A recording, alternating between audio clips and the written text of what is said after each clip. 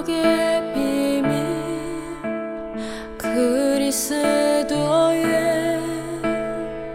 십자가 그 어떤 말과 지혜보다도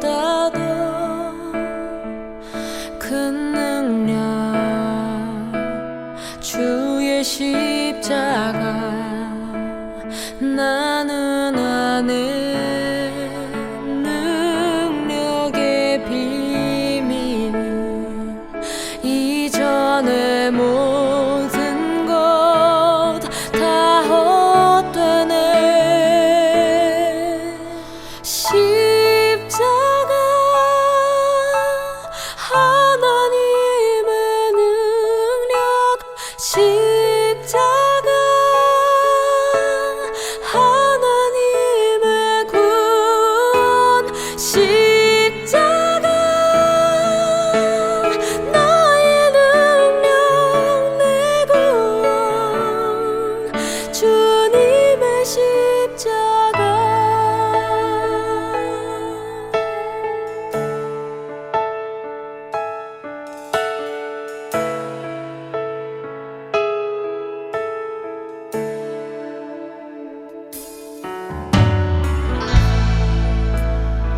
능력의 비밀 그리스도의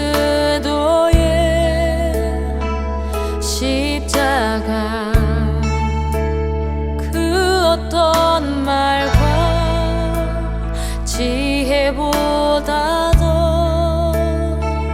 큰 능력 주의 십자가 나는 아네 능력의 비밀 이전의 모든 것 다 헛되네 십자가 하나님의 능력 십자가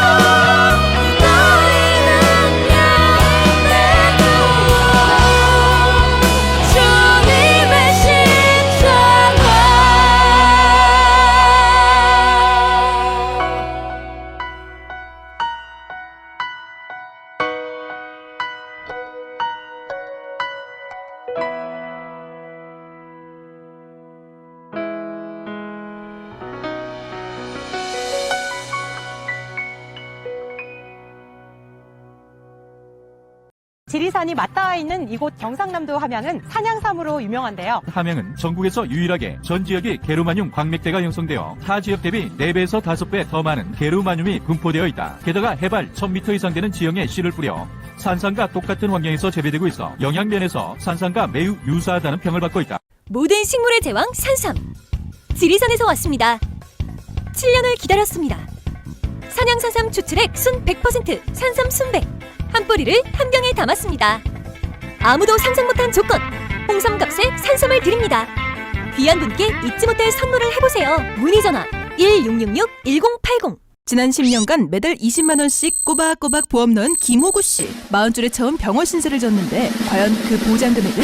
꼴랑 100만 원이요. 왜 이렇게 실망스러운 겁니까? 제가 뭘 잘못한 겁니까? 보험 손해보지 마세요. 최고의 전문가들이 본인에게 가장 적합한 보험으로 맞춤형 리모델링 해드립니다. 지금 바로 마이보험 체크하세요. 검색창에 마이보험 체크. 안녕하세요. 반갑습니다. 영삼TV 카타콤 3프로 목사 양희삼입니다. 오늘은 2022년 11월 1일입니다. 우리 모두가 슬퍼하고 또 고통스러운 날을 보내고 있는데요. 특별히 오늘은 유호영 박사님 통해서 저희가 어떻게 이 상황을 좀 보낼 수 있을까 하는 이야기를 좀 나누면 좋겠습니다. 네, 우리 김신권 박사님 먼저 인사해 주시죠. 예, 반갑습니다. 김신권입니다. 네, 박사님, 이호영 박사님 인사해 주시죠. 네, 이호영입니다. 반갑습니다. 네, 박사님, 미국에서도 소식을 접하셨을 테고 이게 뭐 쉽게 일어나는 일이 아니고 보통 일이 아니기 때문에 네, 미국에서는 지금 뭐 뉴욕타임즈라든지 이런 데서도 기사가 나오던데 뭐 어떻습니까? 제가 그 뉴욕타임스를 다 읽어봤는데요. 이 한국의 언론이 그 사건을 발표하는 것하고 엄청 다릅니다. 네, 아주 대규모로 그 연일 그것을 기사에 올리고요. 특히 그 사진들이 나가면서 그 현장에서 같이 겪었던 사람들, 그 아주 절실한 절박한 그런 상황에서 겪은 사람들의 이야기를 다 실었는데요. 그런 이야기를 한 증인들이 한 열 몇 명 가량 돼요.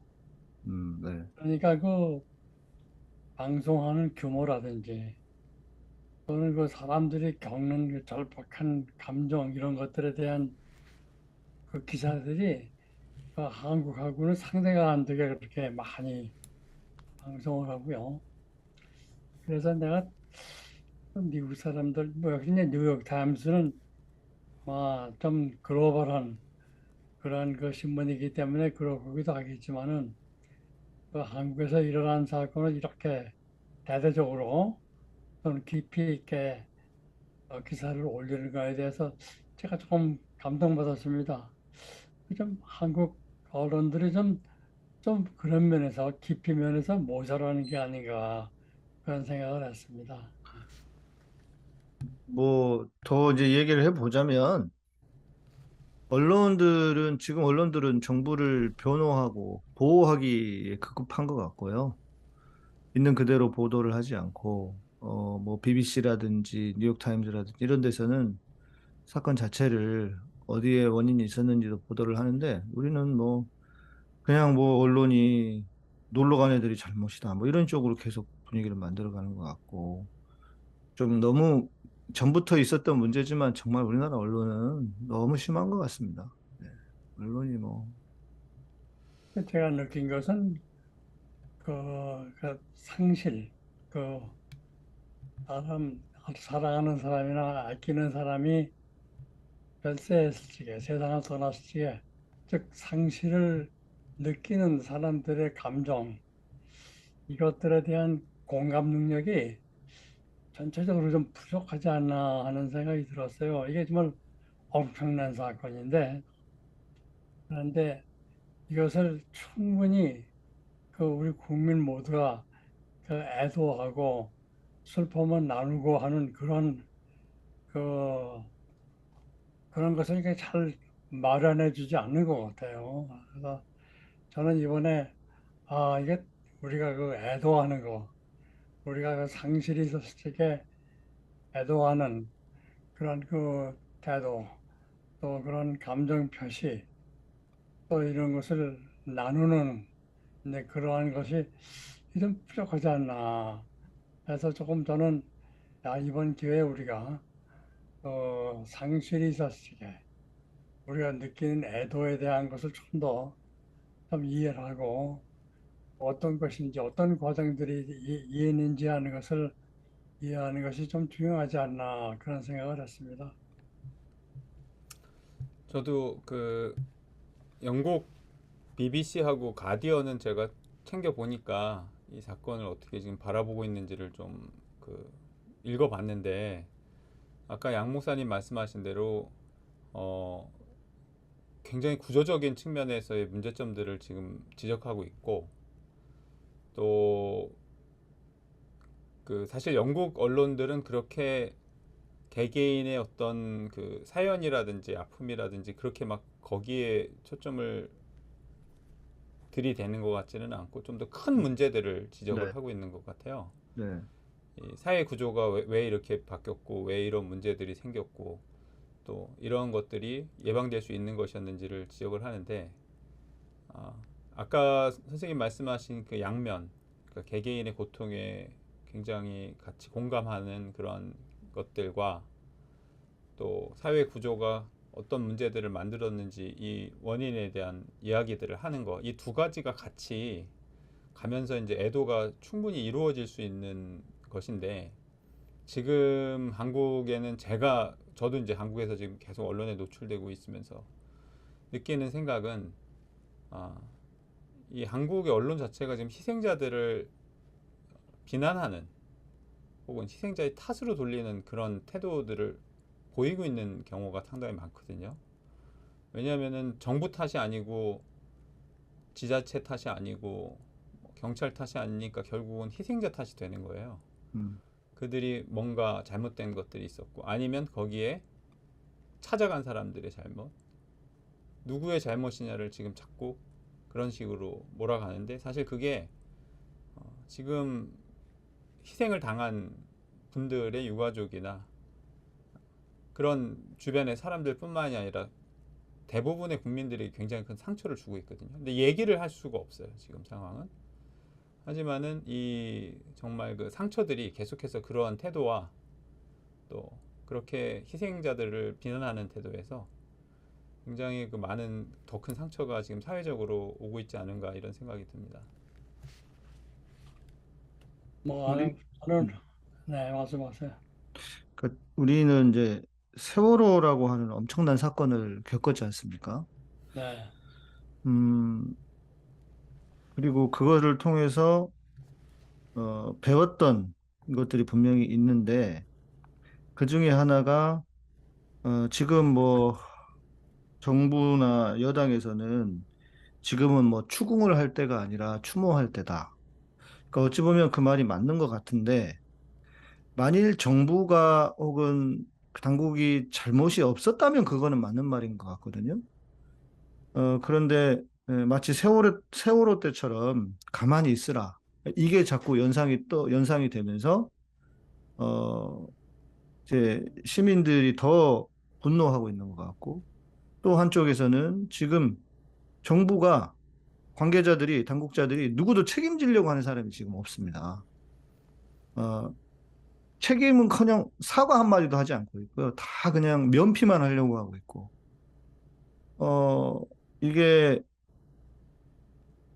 국민들의 세금을 통해서 세금으로 살고 있는 월급을 받는 사람들, 공무원들인데 이렇게까지 하는 게 과연 맞는가 하는 이런 지금 이런 분노들도 지금 되게 많고, 그러니까 이게 지금 슬픔과 분노가 지금 막 섞여 있는 상황 같거든요. 지금 많은 분들이 물론 뭐 모든 국민들이 그렇다고 볼 수는 없겠죠. 뭐 뉴스만 보고 그러는 분들은 그렇게 다르게 생각하겠지만, 그러나 더 깊이 들여다보는 분들은 이제 그 두 가지가 더 고통스럽게 하는 게 아닌가 싶습니다. 지금 현재. 네.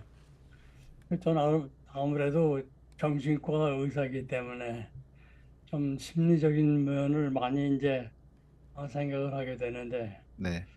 그 이렇게 우리에게 큰 엄청난 어떤 상실이 있었을 때 우리가 그것을 어떻게 애도하고 이것을 어떤 과정을 거쳐서 우리가 다시 정말 다시 새로운 삶을 산다는 그 새로운 출발을 하는 시점까지 가는 그 과정이 있는데 아까 말씀하시는 그 내용을 보면은 이걸 부정하려고 그래요. 부정. 슬픔이나 애도나 특히 그 애들을 또 젊은이를 잃은 가족이나 부모들의 그 아픔 이런 거를 이제 다 부정하고 그냥 적당히 넘어가려고 하는 거 네네. 이게 그 애도에서 제일 나쁜 방법입니다. 음, 그게 애도가 완성이 안 돼요. 그러면은 음, 그 원한과 아까 말씀하신 분노로 자꾸 이렇게 응어리가 지게 되어 있는데 이걸 그냥 무조건 얘기 안 하고 될 수 있으면은 과소평가하고 넘어가면은 네. 유습이 된다고 생각하는 거 이건 참 잘못된 겁니다. 네. 그래서 우리가 충분히 국민이 다 슬픔을 나누고 애도를 해야 됩니다.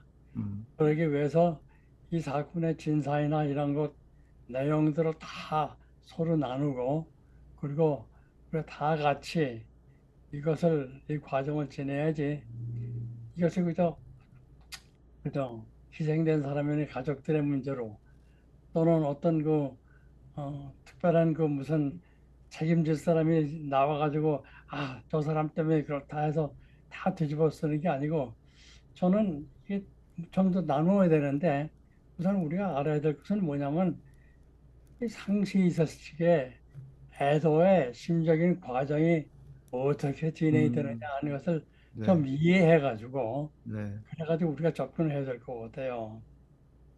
뭐 이건 좀 낡은 얘기지만은 특히 이제 목사님들이 들으면 좀 거북해 하실지 몰라도 그 프로이드가 일찍이 기가 막힌 얘기를 했어요.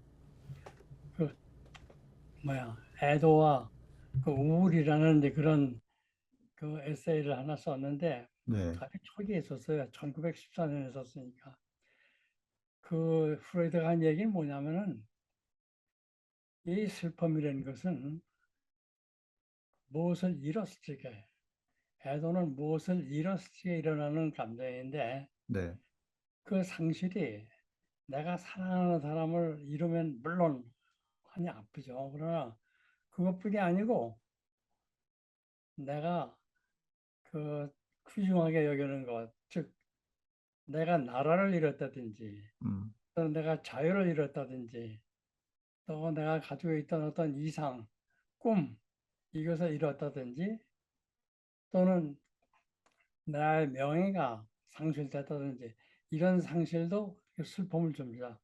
음, 그래서 가지고 그런 슬픔들이 있을 적에 절실한 낙심하고 또 이 과정에서는 그 세상에 흥미거리가 없어요. 그리고 사랑하는 능력이 상실이 되고요. 그리고 자기 비하하고 자기 혐오를 하는데 그 안에는 엄청난 분노가 있습니다. 근데 그 분노가 무슨 발산해가지고 어디다가 비난할 만한 표적이 없어요. 하나님을 원망할 수 없는 거고 말이죠. 이런 심적인 상태에 빠져 있는 저는 무엇보다도 이번에 목숨을 잃은 젊은이들의 가족, 부모들, 그들의 아픔, 그래서 우리가 충분히 같이 그것을 나누면서 이게 좀 이해해 줘야 된다고 생각해요. 그래서 아까 말씀하신 대로, 이런 상실이 있으면은 이런 아픔이 있구나, 이런 분노가 있구나, 이런 것들을 충분히 이해해서 그것을 같이 나누는 식으로 음, 그런 식으로 진행을 해야 되지 않나 해서 저는 당분간은 이런 애도 기간을 국가가 가는 것이 저는 제일 먼저 우리가 그들을 특히 상실한 사람들의 아픔을 달래는 데 제일 좋은 방법이 아닌가 이런 생각을 합니다. 그 애도하는 데 있어서 감정을 억누르기보다는 표출하는 것, 혹은 그것을 이제 같이 공감을 통해서 나누는 거, 이게 더 중요하지 않습니까? 그렇죠. 예, 근데 감정에는 여러 가지 종류들이 있는데 뭐 슬픔의 감정도 있고 또 분노의 감정도 있고, 이제 그런 것들을 같이 내가 가지고 있는 것만이 아니라 다른 사람들도 그런 똑같은 공감들을 하고 있구나라고 하는 어떤 장에서 그런 것들을 이야기하고 나누는 것이 전 국민에게 다 도움이 될 것 같은데. 맞습니다. 예, 그게 중요합니다. 근데 이제 지금 제가 요즘에 이제 TV가 어저께까지만 해도 계속 24시간 거의 그 뉴스를 방송을 했는데, 그 뉴스에 대한, 그러니까 언론 보도 자체, 저는 지금 요번에도 그런 걸 많이 느꼈는데, 언론이나 신문, 뉴스 이런 종류의 어떤 그 자극들이 굉장히 그 애도나 어떤 그런 방향을 위해서 도움이 되지 않고 트라우마를 더욱더 자극시키는 쪽으로 계속해서 그런 방향으로 보도가 되고, 물론 정치인들이 그런 일들을 지금 하고 있기도 하고요. 자기 내 탓이 아니라고 하는 이야기를 그냥 뻔뻔히 막 하고 있으니까. 그런데 그런 것에 대한 적절한 분노조차도 이것은 마치 애도를 하지 않는 거라고 생각하고, 그렇게 몰아가고, 언론에서도 그런 식의 저기들을 피하는 것이, 우리가 모두가 정말 지금 더 이런 문제들을 고통스럽게 경험하고 있는 우리들의 모습을 부정해버리는 그런 결과가 되는 것 같고요. 또 개인적으로도 제가 요즘에 며칠 계속 꿈을 꿔요. 정말 이제 이게 트라우마가 저도 이제 심하게 됐다라고 생각을 하는데, 이제 처음에는 막 너무 가슴이 미어지도록 아프고 놀랐다가도 이제 지금 요즘에 이제 막 악몽을 꾸고 있습니다. 요즘에 저 같은 경우도. 그런데 다른 사람들도, 일반적인 뭐 자식 가진 부모들도 그러실 것이고, 아니면 뭐 그 또래의 무슨 사람들이 다 있지 않습니까? 20대, 30대 젊은이들 다 주변에 있고, 학생들도 있고, 그런 알고 있는 사람들은 전부 다 이런 정말 그 끔찍한 경험들을 할 수밖에 없고, 이걸 어딘가 얘기를 해야 되거든요. 토로하고 얘기하고, 분노가 있으면 그것도 얘기하고 해야 되는데, 자꾸 이 사회 분위기가 이런 거를 막 애도를 안 하는 것이냐 이렇게 말해서 지금 좀 저 같은 경우도 좀 안타까운 마음이 있습니다. 일반적으로 이렇게 뭐 슬픔이나 이런 그 감정을 될 수 있으면 빨리 느끼지 않고 수습하고 넘어가려고 하는 그뭐 정치가들은 이제 그 디스트랙션에 아주 그 분산시키는 관심을 분산시키는 아주 천재들이거든요. 그러니까 정말 이 슬픈 아픈 그런 경지에서 벗어나게 잊어버리게 하려고 그래가지고요. 또 거기에 종교도 한몫 끼입니다. 다 좋은 장례식 같은 거 하나 하고서 그걸로 딱 끝내고서 다 잊어버리게 하려고 하는데, 사실 사람들의 아픔은요 그렇게 해서 쉽게 그게 잊혀지지가 않거든요. 그래서 프로세스, 그 과정을 거쳐가지고 그 애도의 과정을 충분히 밟고, 그리고 다시 새로운 용기를 가질 수 있게끔 만드는 그 과정을 거쳐야지. 그렇지 않고 그냥 잊어버려라. 아유, 뭐 좀 좋게 해석하자. 또는 무슨 엉뚱한 문제 자꾸 끄집어내 가지고서 이것이 더 중요한 문제니까 이런 거에 대해서 토론하지, 그 얘기는 이제 그만하자, 이런 식으로 덮어버리니까. 그러니까 세월호 사건도 그랬어요. 충분한 그런 그 국민적인 애도가 없었어요. 그냥 넘어가고, 그죠? 누구 잡았다, 누구 어떻게 했다, 뭐 누가 잘못했다, 뭐 이런 얘기만 했지, 구체적으로 우리가 그 특히 그 희생자들의 가족들의 아픔을 같이 나눈 그러한 그 좋은 그 애도의 과정은 사실 없었거든요. 그러니까 이번에는 우리가 그것을 배웠으니까 좀 충분히 그런 과정을 거쳤으면 좋겠어요.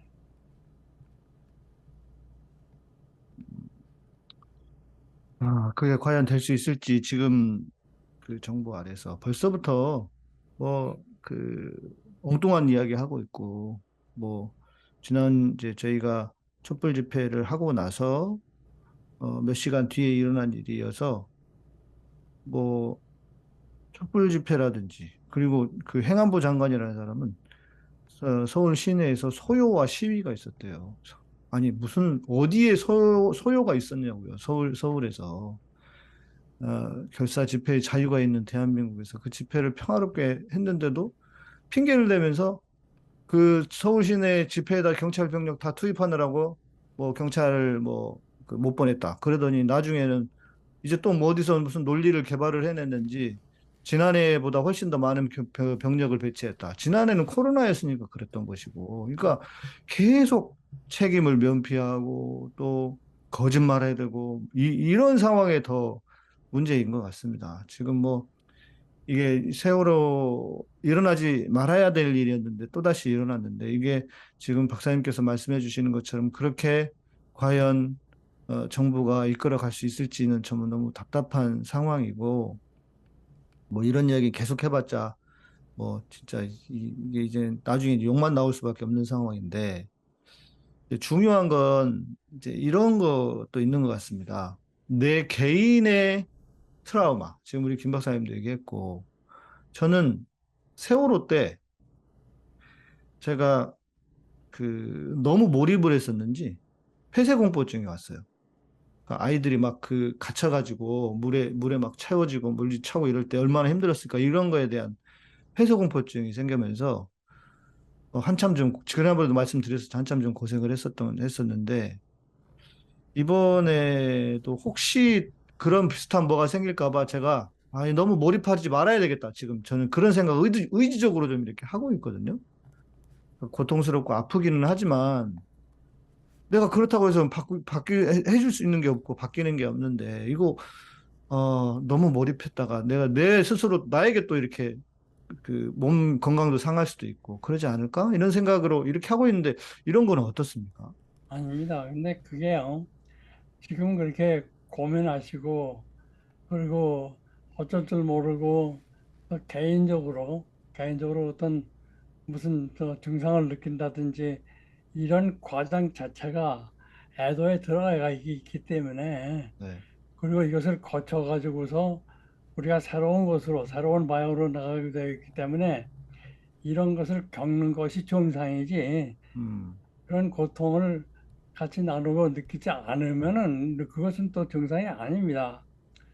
그래서 나는 이게 좀 뭐야 정부에게 이것을 어떻게 좀 조치하기를 기다리면은 저는 그것은 별로 그게 소득이 없다고 생각하고요.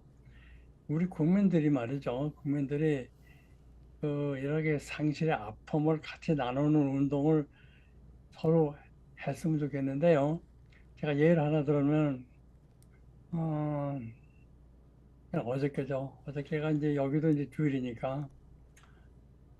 그런데 교회에서 그 소식을 들었어요.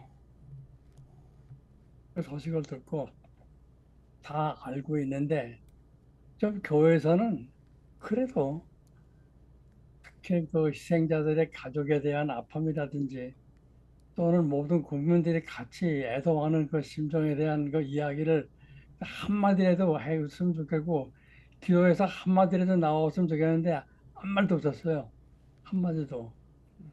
아이 그뭐 남의 일 같이 취급하는데 저는 음, 그 종교로서 저는 종교가 가지고 있는 사명하고 맞지 않다고 생각하는 게 이 이웃 사랑이라든지 무슨 고통을 서로 나누는 것이 종교가 아닙니까? 근데 이런 일이 있으면은 다 그냥 슬쩍 그냥 뭐 장례식 같은 건 아주 웅장하게 하죠. 그렇지만은 그러고 나서 다 잊어버리거든요. 그래서 이것을 우리가 뭐 정부가 이것을 해야 된다 이런 아주 어떤 희망을 갖는 것보다는 국민들이 모두가 이 애도의 그 과정을 다 같이 겪는 거 이런 것이 조금 더 세련된 우리가 방법이 아닌가 이런 생각합니다. 음, 예를 들면은 처음에 이렇게 그 상시의 슬픔을 겪는 사람들은요, 아까도 말씀하셨지만 몹시 이제 분노를 느끼고 그 현실을 받아들이기가 상당히 힘듭니다. 내 아들이 없다. 앞으로 없다. 아주 없다. 현실을 받아들이는 과정에서 엄청난 분노와 고통과 슬픔의 과정이 있거든요. 근데 이것을 같이 그 슬픔을 나누어줘야 됩니다. 나누어줘야 되죠.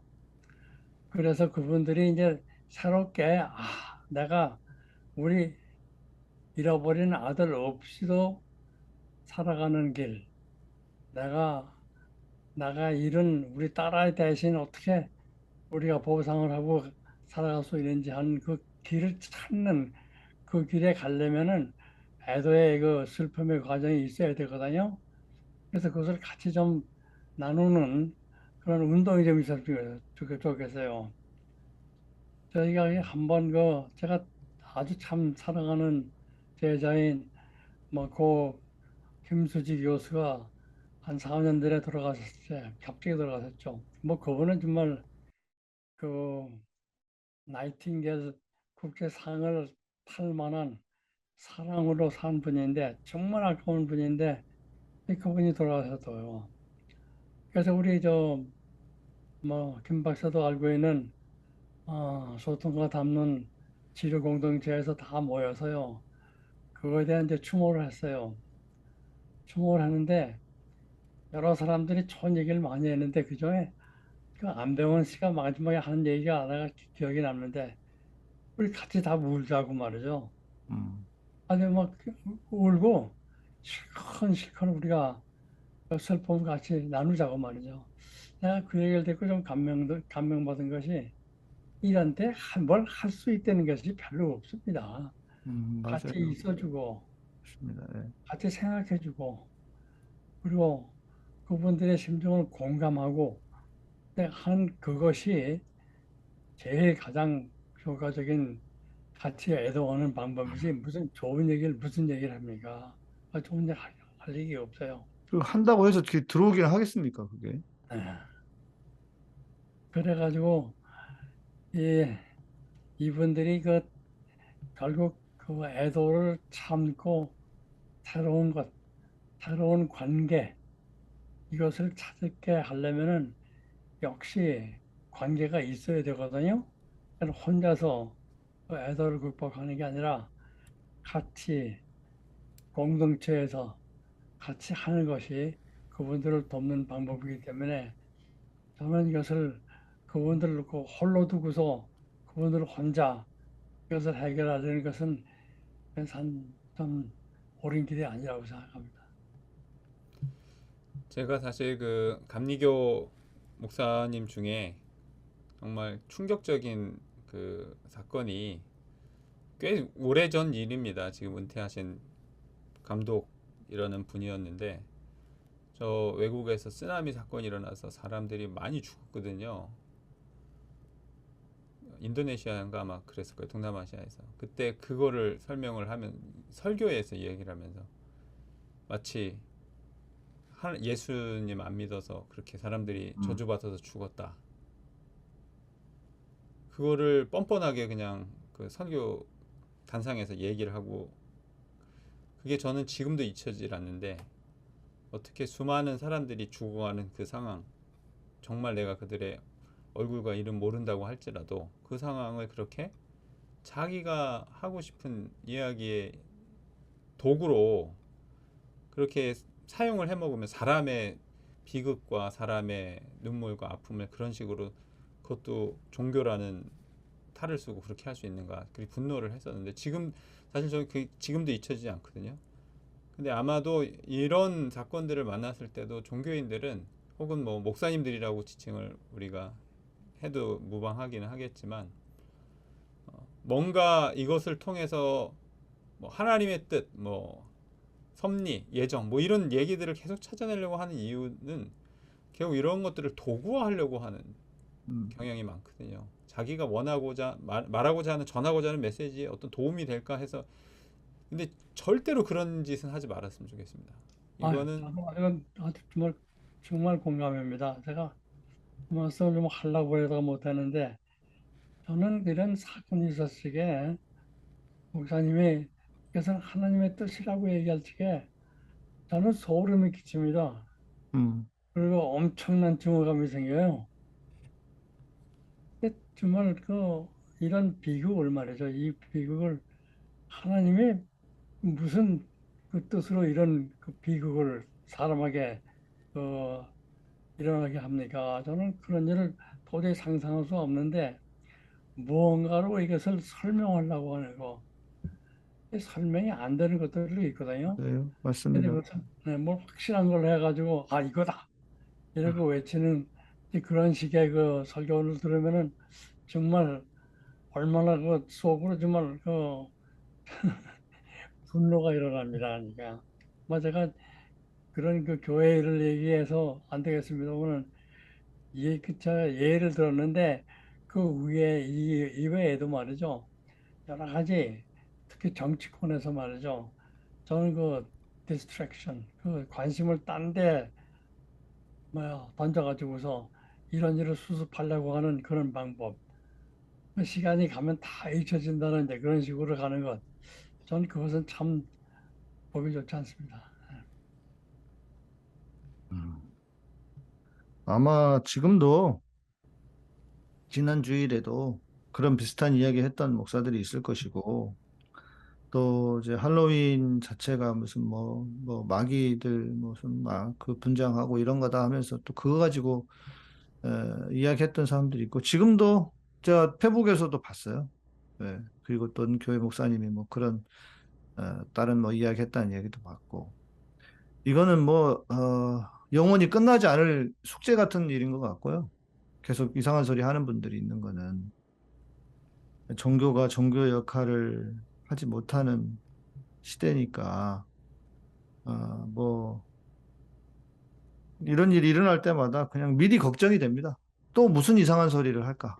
그래서 목사들이, 크리스찬들이 그럴까? 그게 걱정이 많이 되는데, 말씀 주신 것처럼 맞아요. 실제로 우리가 그 고통을 당하고 슬픔을 당하신 분들에게 무슨 말을 하겠습니까? 뭐 말을 한다고 해서 그분들이 그게 위로가 되지도 않을 것이고, 어, 그분들이 또 지금 겪고 있는 고통, 앞으로도 겪어야 할 고통은 이거는 뭐 상상을 초월하는 일이 될 것이고, 이게 개인의 트라우마와 함께 집단의 트라우마도 생길 것 같아요. 네. 그러니까 우리가 큰 일이 벌써 두 번째 아닙니까? 세월호 그랬지, 이번 일 그랬지. 그러니까 이런 집단적인 트라우마가 생길 것 같은데, 이런 거는 어떻게 다루고 처리를 해야 하나 생각이 좀 들거든요. 글쎄, 그 집단적인 트라우마가 생기는 것이 무엇 때문에 생기느냐 하는 것은 전 잘 모르겠습니다. 이 세월호 사건은 조금 뭔가 근거가 있었지만은 이번에 그 이태원 사건은 저게 왜 일어났나 또 무엇이 음, 책임 있는 책임 있는가 이런 걸 찾아보려니까 무슨 찾을 길이 없어요. 너무 어이가 없어요. 예. 네. 한 가지 아주 제가 뼈 아픈 것은 뭐냐면 제가 한 10년 전에 이태원에 파스타를 잘하는 음식점이 있다고 그래가지고서 거기 찾아간 일이 있는데 하루 그 지도를 보니까 제가 갔던 그 이태리 음식점 그 길이 말이죠. 그 T자로 돼 있어요. 그래서 한번 들어가면요. 들어간 길 이외에는 나올 수가 없어요. 꽉 막혀요. 예. 그래서 거기서 사람들이 밀렸다는 생각을 하니까 제가 다 이렇게 몸이 오싹오싹하고 음, 숨이 잘 안 쉬어지고 하거든요. 근데 그런 뭐야 그 여러 가지 원인들이 있긴 있지만은 글쎄 저희 외손자하고 외손자가 이번 12월 달에 한국에 와서 바로 이태원에 가려고 그랬습니다. 그리고 걔네들이 말하는데 이태원의 그 할로윈 파티라는 것은 잘 알려져 있대요. 세계적으로 젊은이들은 다 알고 있어요. 예. 근데 이제 코로나 때문에 2년 동안 그 모임이 없었대요. 음, 그러다가 이번에 그 모임이 있으니까 그거 구경하려고 이제 젊은이들이 이제 많이 간 모양인데, 글쎄 이런 사고를 좀 예측해가지고 뭔가 조치를 취하려면 취할 수가 있었겠죠. 뭐 없는 건 아닌데, 그럼 어쨌든 간에 이 사건이 생긴 것은 이건 뭐 어떻게 설명할 수가 없습니다. 좀 불행한 일이죠, 그죠? 그리고 이번에 이게 국제적인 문제가 됐던 것이 우리나라 그 국민들뿐만 아니라 정말 전 세계에서 많은 분들이 이제 와가지고 거기에 참여하고 하다가 사고를 당한 분들도 있고, 또 미국인이 2명이나 있는데 학생들이에요. 그 중에 한 사람은 또 심지어 미국 하원 의원 조카가 이번에 거기서 세상을 떠났어요. 이제 정치권에서도 그래서 이제 더 크게 보기도 하고, 또 그 얘기를 들어보니까 한국에 교환학생으로 와가지고 공부 열심히 하고 또 한국의 문화를 사랑하고 한국에 관심이 있으니까 교환학생을 한국으로 오지 굳이 유럽을 많이 가거든요. 최근에는 이제 한국에 대한 어떤 이미지도 좋아지고 그래서 왔는데, 그렇게 정말 한국에 대한 그런 이미지를 갖고 있었던 전 세계인들이 이런 문제들을 또 다 이렇게 실형 지켜보듯이 보고, 또 지금 제가 왜 이런 얘기들을 하냐면은 사실 전에 홍콩이랑 뭐 이렇게 있었던 언론사 아시아 지부들이 이제 거의 서울로 옮겼답니다. 지부들을. 그래서 이제 서울에 외신 언론들이 옛날보다 상당히 많았고, 그리고 또 이런 문제들이 다 직간접으로 연결이 돼 있기 때문에 굉장히 실시간으로 굉장히 세세한 보도들이 가능할 수 있었는데, 제가 정말 안타까운 거는 이렇게 국제적인 사건이고 또 이것을 어떻게 봐야 하는지에 대한 어떤 정말로 경험 있고 바른 시각들이 우리나라에서 나오지 않고 외신을 통해서만 볼 수밖에 없었다는 게 너무 저는 안타깝고, 그리고 지금 외신에서 우리를 보는 것이 그냥 뭐 우리나라 사정 모르고 저렇게 그게 아니라 정말 우리나라의 실정을 꿰뚫어 보는 그 이야기들을 굉장히 많이 하고 있어요. 이제 이걸 우리가 아니라고 부정한다고 아닐 수 있는 세계가 안 됐고요. 이제는 그런 시대가 아닙니다. 그렇죠. 예. 우리가 부정하고 거짓말하고 숨긴다고 해서 누구 책임이 아닙니다. 그래서 사람들이 다 그렇습니까? 하는 게 아니라, 어떻게 미국의 하원을 거짓말로 다 속일 수 있다고 생각해요. 하원 의원 조카가 죽었는데. 그리고 전 세계 나라들의 지금 생중계가 되고, 저 영국에서도 굉장히 이걸 BBC에서도요 아주 정말 그렇게 자세하게 보도할 수 있을까 싶을 정도로 하거든요. 거짓말이 안 통하는 시대가 됐습니다. 제가 또 한 가지 느낀 것은, 제가 좀 조심스럽게 얘기를 하는데요. 제가 이제 미국에서 병원 근무를 한 일이 있는데요. 병원이 화재가 났을 적에 입원한 환자들을 어떻게 대피시키느냐 하는 것에 대한 들의를 합니다. 실제로 어느 날 그 환자들을 이렇게 이송시키고 하는 것을 실제로 다 바깥으로 나오게 하는 그런 예행 연습을 한 일이 있어요. 또 제가 사는 이 아파트는 말이죠. 플라스틱에 경종 울리는 거요. 이거 반드시 예행 연습을 합니다. 불자동차까지 와요. 예행 연습을 하는데. 그 제대로 경종이 울렸나. 그리고 사람들이 제대로 다 아파트 밖으로 다 나와야 됩니다. 이런 연습을 하는데 이게 정기적으로 합니다. 뭐 1년에 한 번도 하고 어떤 때는 1년에 2번도 하는데요. 근데 참 연습하는 게 싫어요. 왜냐면 아니 가만히 뭐 하고 있다가 갑자기 추운데 튀어나가야 되니까 말이죠. 그런데 우리가 그런 점에서 좀 안전 불감증이 있는 게 아닌가. 우리 무슨 모르겠어요. 뭐 경찰이 해야 되는 건지 소방서가 해야 되는지 모르겠지만 이런 그 참사가 일어날 것을 예측해 가지고 이것을 예방하는 어떤 조치 이런 것들을 그 선진국에서는 하고 있는 게 아닌가 그런 생각이 들거든요. 그래서 좀 더 우리도 이만큼 이제 선진국 들어가는 입구에 섰다면은 이 안전에 대한 것을 신경을 써가지고 그런 무슨 예행 연습을 한다든지 실제로 그 불이면 불이 있었던 것 같은 그런 그 상황을 우리가 상상을 해서 조치를 취하는 그런 연습을 좀 하는 것 이런 것도 귀찮지만은 또 돈도 들지만은 해야 되는 게 아닌가 그런 생각을 했어요. 그래서 세월호 이후로 그 안전에 대한 인식들을 좀 우리가 제고하자. 사회 전반이 그런 것들을 다시 잡자.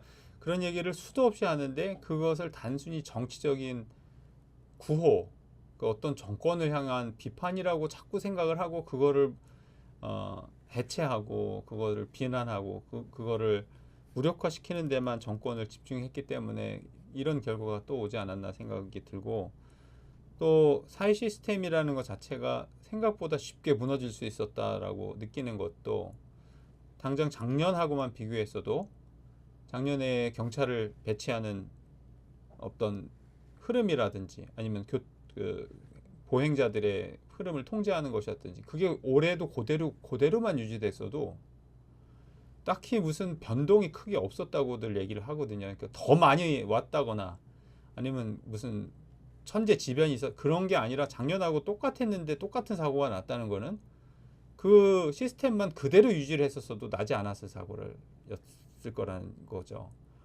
그렇다면은 사회 시스템이 이렇게 빠르게 붕괴 버릴 수가 있겠는가? 안전에 대한 의식도 이렇게 빠르게 없어져 버릴 수 있겠는가? 제가 끔찍한 거는, 저도 이영 선생님도 말씀하시지만 저도 미국이나 영국에 있을 때요, 정말 그런 저희 기숙사나 아파트도 드릴이 있어요. 그러면 다 뛰쳐나가야 됩니다. 무조건 나와야 되고 안 나오면 벌금 맞아요. 그리고 경찰이 입회하에 왜 안 나왔는지 왜 뭐 했는지를 다 저기를 체크하고 그런 거 하거든요. 영국에 있을 때는 심지어 모든 초등학교 학생들은 다 수영 라이센스를 따야 졸업을 시켜요. 물에 대해서 어떻게든 안전에 위험해질 수 있게 되기 때문에 그러기도 하고. 근데 이게 우리나라도 그런 것들이 있었는데도 불구하고 지금 갑자기 사라져 버린 것. 그리고 또 하나는, 또 우리가 광장에서 막 수십만 명이 모이지 않습니까? 지금 현재도 모이고 그렇죠. 전에도 모였고, 거기에서 무슨 이런 사고 났다는 이야기를 들어본 적이 없잖아요. 사람이 깔렸다든지 무슨 충돌이 나서 싸움이 나서 서로 상했다든지 그런 게 없는데, 경찰이 그러면 어떤 역할을 하는가? 우리는 옛날부터 시위를 진압한다는 개념을 갖고 경찰을 막 투입해가지고 그러니까 거기에 과다하게 하는데, 제가 미국에서도 시위하는 거 많이 봤거든요. 경찰이 서 있어요. 근데 그 서 있는 이유는 시위를 진압하려고 하는 게 아니라 안전을 위해서. 맞아. 만약에 이 사람들이 많이 모였다가 동선이 꼬인다든지 아니면 다른 주장을 하는 사람과 충돌이 일어났을 때 안전을 지키기 위해서 목적 자체가 그렇게 돼 있는데, 만약에 그렇게 돼 있다면은 사람들이 많이 모여서 안전에 위협이 있는데 당연히 그런 조치들을 취했어야 되지 않나 생각이 들고, 우리가 행정안전부로 이름 바꾸지 않았습니까? 그냥 이게 단순히 옛날에 내무부에서 지금 행정하고 안전까지 같이 들어가는 안전부로 이름 바꿨는데, 안전이 여기서 빠진 모순이 지금 드러나지 않았나 이런 생각이 듭니다. 글쎄, 이게 너무 부정적인 얘기만 해서 안 되는데 언제 좀 긍정적인 얘기를 하면요. 제가 잊어버렸는데 그 세월호 사건 났을 적에 그 뭐야 그 유가족들이 모여서 이렇게 있었던 거점이 장소가 어디였었죠? 내가 잊어버렸어요. 팽목항입니다. 네. 이 세월호 사건이 났을 적에요. 지역사회 정신보건건강센터에서 다 거기에 나갔습니다. 그래가지고서 그 정말 자식들 이런 그 부모들이 혹시나 하고 기다리는 것을 같이 기다려주고요. 거기서 그들을 위로해주고 같이 있었어요. 제 얘기는 뭐냐면요. 무슨 정부나 경찰에 우리가 무슨 조치를 해주는 것을 기다릴 게 아니라 결국 한국 정치는 국민이 하는 거거든요, 국민이. 그러니까 이 일도 말이죠. 우리가 무슨 정부나 무슨 그런데 이렇게 정치에서 뭘 해결해 줄 것을 기다릴 게 아니라 우리 시민들이 그걸 해야 될 것 같아요. 또 시민들이 그런 공감하는 능력이라든지 같이 아픔을 나눈다든지 서로 보호하고 돕는 정신은요, 국민들이 가지고 있지, 저는 정부는 그런 거 뭐 생각도 안 하는 것 같아요. 늘 싸움만 하지 무슨 서로 돕는 게 뭐 있습니까? 뭐 협치하지만은 저 협치하는 거 저 본 일 없어요. 그래서 저는 이 한국의 장래는 결국 국민들, 시민들이 나서서 시민의 목소리로 행동으로 무엇을 이루는 것이 오히려 효과가 있지 않나 하는 생각이 들어요.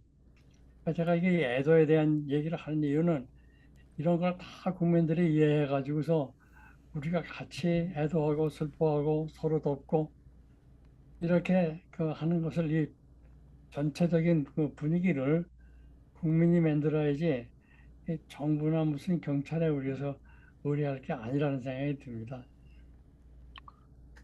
아이고, 정부가 그러면 왜 필요한가 싶은 생각이 들기도 하고요. 그래서 저희가 이제 촛불 집회를 계속 하고 있는데, 이번 주에는, 어, 저희가 그냥 하려고 하는 것이 무슨 뭐 이제 퇴진하라 이제 이런 쪽이 아니고, 이제는, 이태원 참사, 희생자 추모 집회를 하겠다. 예, 이번 주만큼은, 뭐, 모르겠습니다. 정부에서는 일단 우리나라가 지들이 진짜 비판하던 공산화가 되는 것 같은데, 뭐 무슨 뭐 모이기만 하면은 그런 거를 이제 못 모이게 하려고 머리를 굴리는지 어쩐지 하고 싶은데, 저희는 이제 그렇게 지금 준비를 좀 하고 있어서 지금 좋습니다. 박사님께서 말씀해 주신 그런 일을 좀 하려고 지금, 네. 그래서 그렇게 우리라도 해야 되지 않을까 싶어서요. 대규모 집회가 있으면요, 이 제 생각입니다. 제가 세브란스 병원 원장이라면은 그 집회가 있을 적에 앰뷸런스를 현장에 보내겠습니다. 만일의 경우에 음, 아무 사고 안 날 수도 있지만은 큰 집회가 있을 적에 혹시 뭐 실수가 있어가지고 사람이 다칠 수도 있고 그렇죠. 그래가지고 이것을 좀 더 그 준비하는 또 예방하는 조치를 국민 차원에서 이것을 할 것 같으면은 그것이 좀 도움이 되지 않을까 하는 생각을 해요. 그래서 이 집회, 특히 그 많은 사람들이 모여서 하는 집회에서는 그 정말 여러 가지 불상사가 일어날 수가 있습니다. 또 뭐 어르신들이 나와가지고서 열 올리다가 탈수 상태에 빠질 수도 있고 말이죠.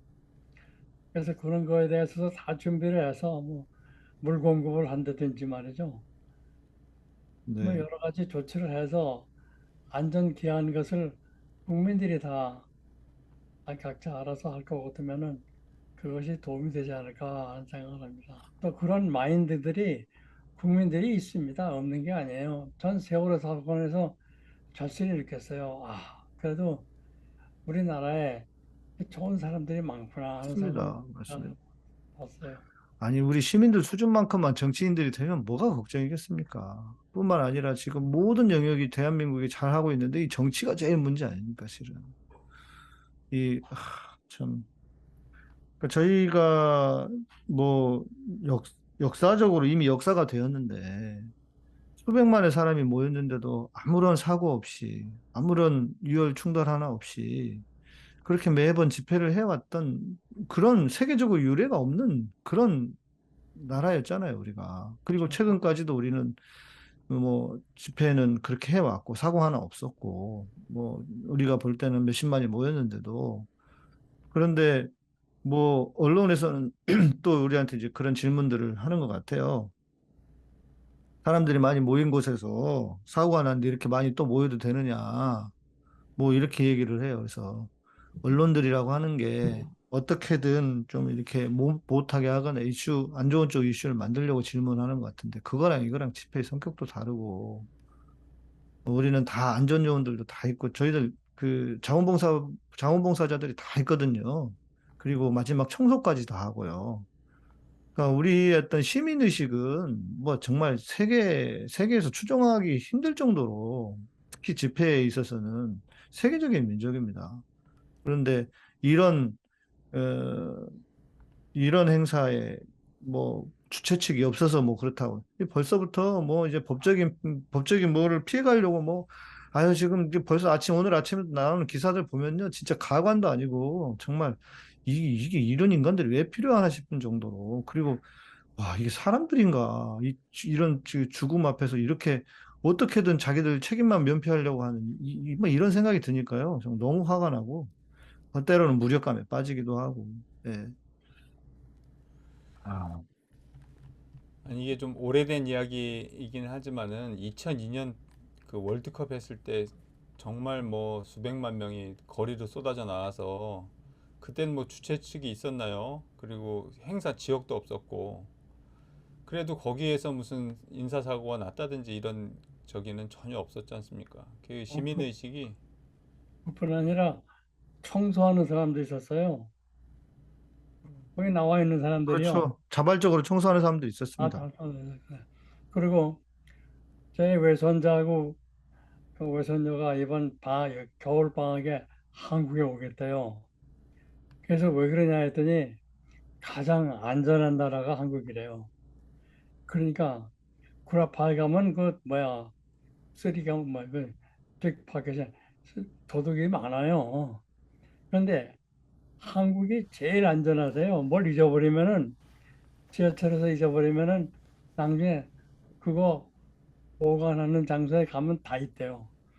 뭐 일푼 하나 없어지지 않고 그대로 있다고 그러거든요. 그래서 제일 안전한 그 한국에 가겠다. 그 얘기를 듣고 제가 깜짝 놀랐어요. 그래도 세계적으로 이것이 알려져 있고 한국이 안전한 나라로 알려져 있는데 그런데 사실 그런 와중에 이런 참사가 일어난다는 것은 정말 이것은 유감스러운 일이죠. 제가 아까 말씀드린 것 같이 저는 이것을 그 국민들이 알아서 해야지 정부나 정부에 무슨 의논해가지고 무슨 대책이 나와가지고 뭐 매뉴얼이 생기고 뭐 어쩌고 하는 것이 효과가 있을 것 같지는 않아요. 예. 또 하나 제가 좀 생각하게 되는 것은 뭐냐면요. 저는 이 코로나19, 코비드19의 영향을 상당히 크게 봅니다. 음, 이 사람들이 마음이 말이죠. 자기 실체, 자기 실존에 대한 이 종교도 이게 나에게 어떤 영향을 주느냐.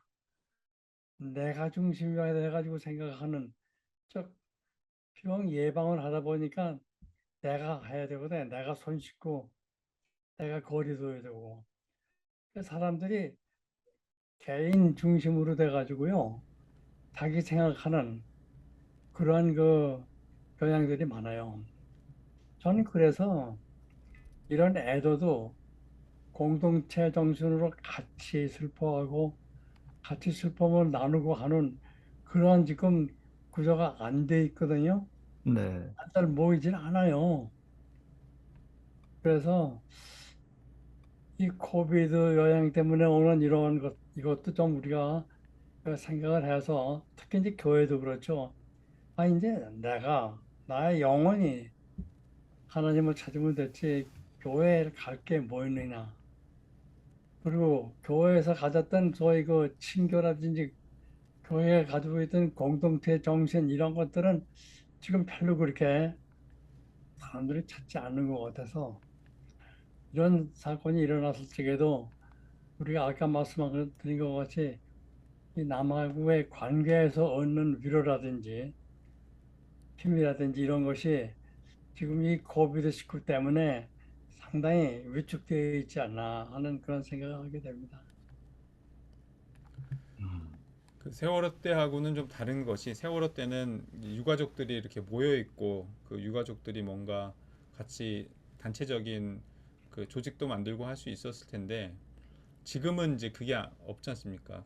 각자 다 모르는 분들이고 이제 불특정 다수가 어떤 그 공통점이 없는 경우에 지금 유가족들이 서로 다 모르는 상황이고, 제가 볼 때는 그런 분들에게 어떤 가치 있다, 공동체가 함께 있다라고 하는 것을 보여주는 그런 것들, 우리가 같이 같은 마음으로 아파하고 있고 또 같이 공감하면서 이런 아픔을 나누고자 한다라고 하는 그런 것들이 전달되는 거는 굉장히 중요한 일인 것 같고, 그 주변의 희생자들과 또 유가족 뿐만 아니라 주변의 사람들, 상처 입은 사람들에게 그런 게 중요한 것 같고, 또 이것들로 트라우마를 입은 많은 사람들에게도 그런 과정들은 필요한 것 같아요. 우리가 정말로 한 마음이다라는 거를 선언하고 보여주고 같이 뭐든지 하겠다라고 하는 거. 그래서 제가 사실 깜짝 놀랐던 것도 뭐냐면은, 이 각국 그 국가 정상들이 그 애도의 메시지를 보내면서 같이 이렇게 하는 거 형식적인 것 같은데, 이번에 제가 그걸 들으면서 참 위로가 되더라고요. 저는 개인적으로 그랬습니다. 사실 저는 이 사건 터지고도 몰랐었어요.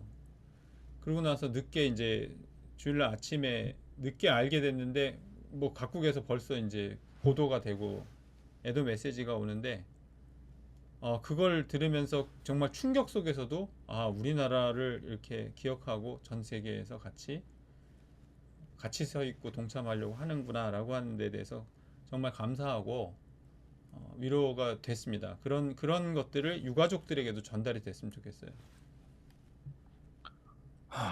그런데 이제 문제는 이 우리나라 대통령이 가가지고 현장 가가지고 사진을 찍는데 너무 연출한 사진을 찍고 이러다 보니까 이 자체가 또 지금 되게 지금 그 시끄럽거든요, 이걸로. 진짜 총체적 난국입니다. 진짜 이거 어떻게 얘기를 하고 어떻게 해야 될지 진짜. 박사님 아마 사진 못 보셨을 것 같은데, 예, 그런 사진이 지금 있어요. 그래서 제가 일단 방에다 보여드릴 텐데, 참 답답합니다. 예. 정치적으로 이용하지 말라는 게 바로 그런 건데, 사람들의 슬픔과 아픔을 자기의 정치적 목적을 위해서, 야당이든 여당이든 마찬가지거든요. 그렇게 그렇죠. 이용하지 말아야 되는데, 지금 보여가지고 어떻게 자기가 뭔가 조금이라도 일하고 있다는 걸 보여보려든지 책임을 면하려고 한다든지, 그러면서 또 지금 제가 굉장히 우려스러운 건 뭐냐면은, 사실 이런 일들이 터지면 역사적으로 스케이프고팅이라고 희생양 찾기가 굉장히 맞아요. 많이 일어납니다. 맞습니다. 예.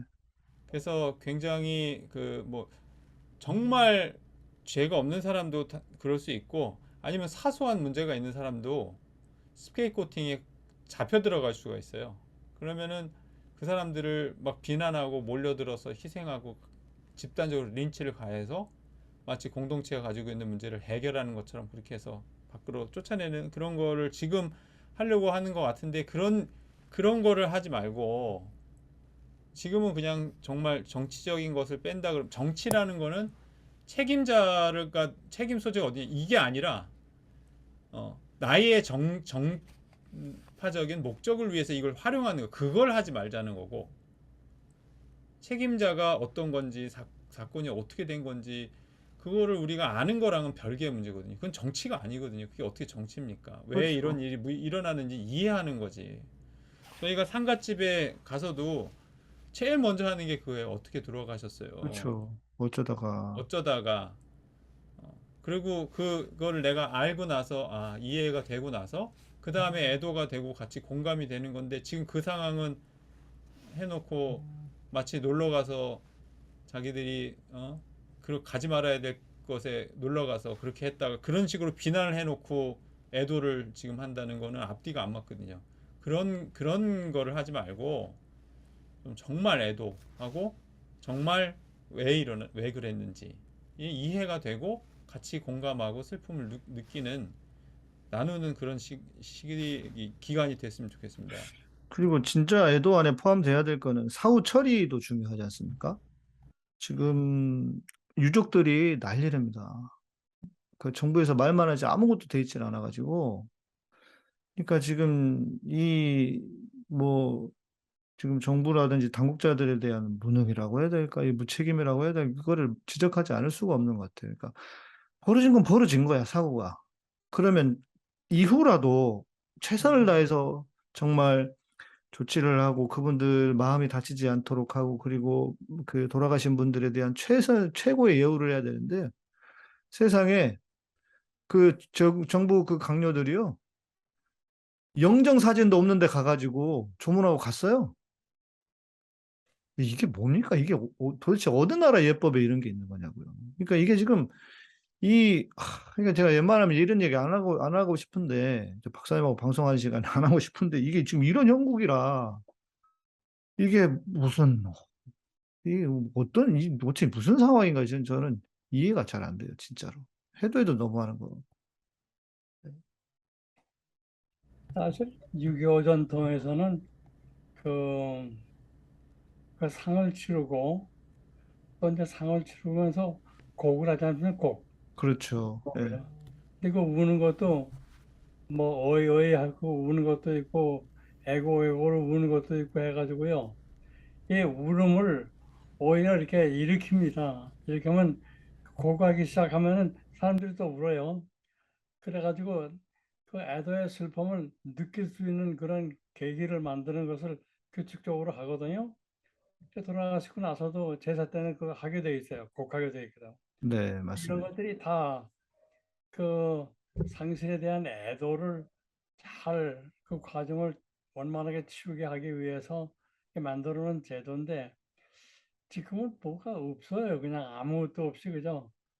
그저 책임 회피하고 빨리 잊어버리고 딴 데로 넘어가고 딴 얘기하고 해서 잊어버리고 이런 걸로만 해결하려고 하니까 저는 이게 제대로 된 것이 아니라고 생각하고 저는 우리 국민들이 다 가지고 있는 능력, 공감하는 능력을 말이죠. 좀 정치나 책임 있는 사람들이 좀 지도자들이 솔선해서 해야 돼요. 그러니까 이 희생자들에 대한 공감 뭐 이런 걸 솔선해서 보여주고 모범이 돼야 되는데 저는 그런 거 별로 뭐 그렇게 하는 사람도 있긴 있습니다만은 별로 이렇게 눈에 띄질 않아요. 맞습니다. 이제 정말 정치, 시민의 시대, 그 시민들의 정치의 시대로, 그리고 정말 이 간접 정치만이 아니라 직접 정치를 좀 보완하는 그런 시스템으로 가야 되지 않을까.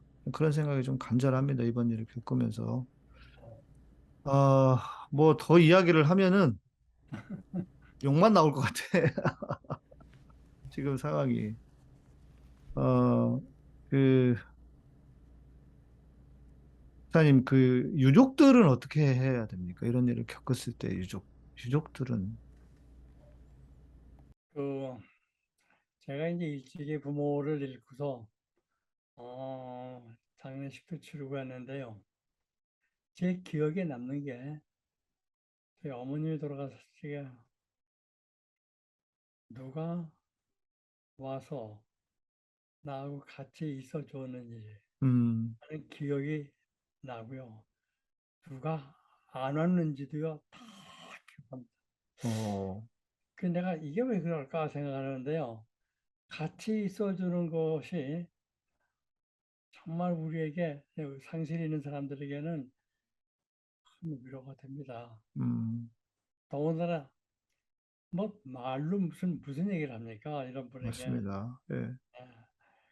그렇게 같이 있어주고 그들의 슬픔을 같이 나누고 그렇게 하는 그것을 좀 우리가 시민들이 설득해서 그것을 좀 했으면은 또 할 수 있는 또 하고 싶어 하는 분들이 많이 있습니다. 그래서 무슨 뭐 정부니 뭐니 우리가 기대할 거 없이 우리 국민들이 그분들하고 같이 있어주고 같이 화를 내고 분노가 보통 분노가 아니거든요. 이게 음, 같이 슬퍼하고 하는 그런 것이 마련이 되면은 조금 그 상실의 애도 과정에 있는 분들에게 도움이 되지 않을까 그런 생각. 네, 네. 저희가 어젠가 엊그젠가 뭐 이렇게 저희 방에서 그 얘기가 나왔어요. 우리가 정부 같다. 우리 촛불행동 여기 이쪽에서 이야기하다가 우리가 어떻게든 시민들 이렇게 함께 하게 하고 위로하고 애도해야 된다. 그런 이야기가 잠깐 얼핏 나왔는데 참 안타까운 상황이고, 어, 그 추도 예배하는 교회가 있습니까 지금? 연세대학교에서 하더라고요. 음, 연세대학교에서 따로 하고 또 예배를 따로 하는 데는 없는 것 같고 저희가 이제 이번 집회 때에 저희 그 모든 종교들이 다 모여가지고 그런 그 이제 추도식 같은 것도 애도식 같은 것도 좀 하고 그렇게 하려고 지금 준비를 하고 있습니다. 좋습니다. 예. 네. 참 진짜 이런 일이 일어나지 말아야 하는 일인데 자꾸 이런 일이 일어나서 너무 안타깝기도 하고 화도 나기도 하고. 네, 이제 마무리하면서 우리 한 말씀씩 해주시고 마무리하면 좋을 것 같습니다. 김 박사님 먼저 해주시죠. 예, 사실 이제 뭐 저도 과몰입이라면 과몰입일 정도로 이 굉장히 크게 저는 느껴져서 요즘에 그 여파를 굉장히 그 심하게 겪고 있는데 여러 가지 이유가 있습니다. 이 제 딸이 이제 그 비슷한 나이고요. 이번에 중학생도 희생당한 희생자가 있어요. 또 제가 학교에서 만나는 그 학생들 딱 그 나이 또래예요. 이제 좀 너무 나이가 드시고 어른들은 어느 정도 연령대고 누구고 그런 게 이제 좀 잘 감이 안 오실 수도 있는 분들이 그쵸, 있는데 그쵸. 예. 저는 진짜 매일 보는 학생들 매일 보는 음, 그러네. 그 정말로 꿈 많고 발랄하고 생동감 있고 뭔가 정말 인생을 지금 막 펼쳐보려고 하는 그 활동적인 사람들 또 그런 친구들 아니면 거기 가지도 않거든요, 사실은. 맞아요. 우리 같은 예, 사람이 누가 거기를 가겠어요. 예. 그런 학생들 이 정말 영문도 모르게 고통 속에서 죽어갔다는 것. 또 그 장면이 요번에 이게 좀 특이한 케이스인지 모르겠는데 거기 있는 사람들이 막 핸드폰 가지고 막 찍은 영상들이 되게 많고요.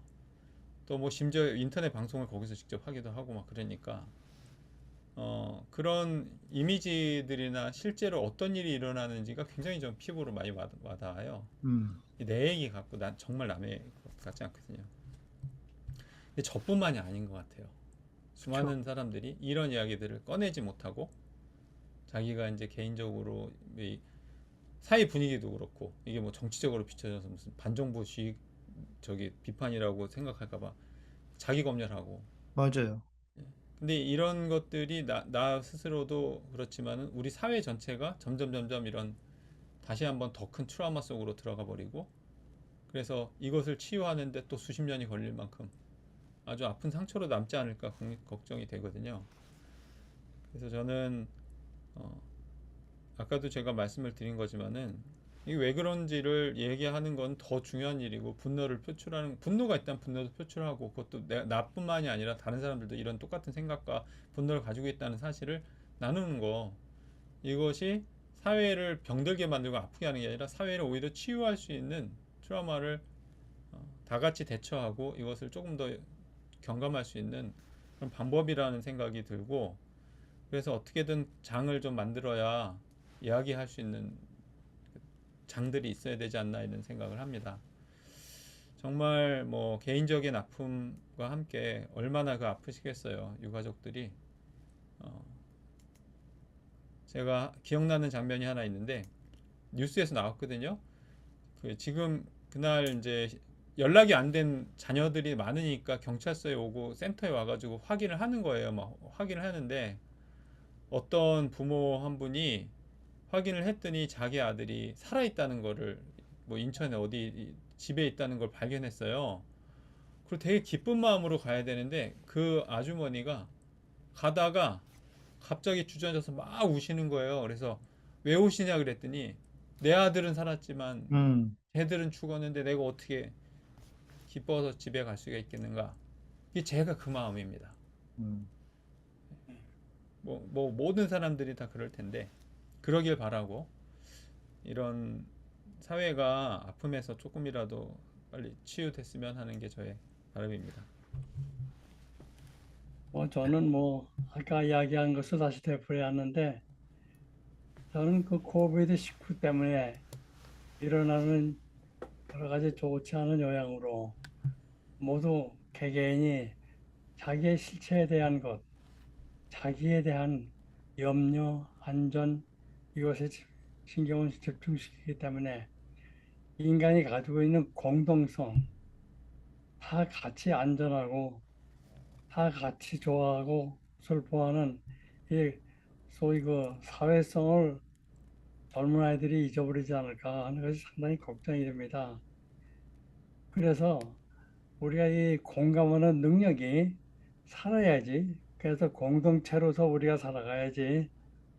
우리가 개개인으로 뿌리뿌리 혼자서 살 수 없기 때문에 저는 코비드-19의 영향이 이런 데에 미치지 않을까 생각을 해서 어떻게 하면은 우리가 사회성을 기르고 그 공동체 정신을 살려서 더불어 사는 그런 사회를 만들 수 있을까, 그거에 대해서 좀 고민을 하고 있습니다.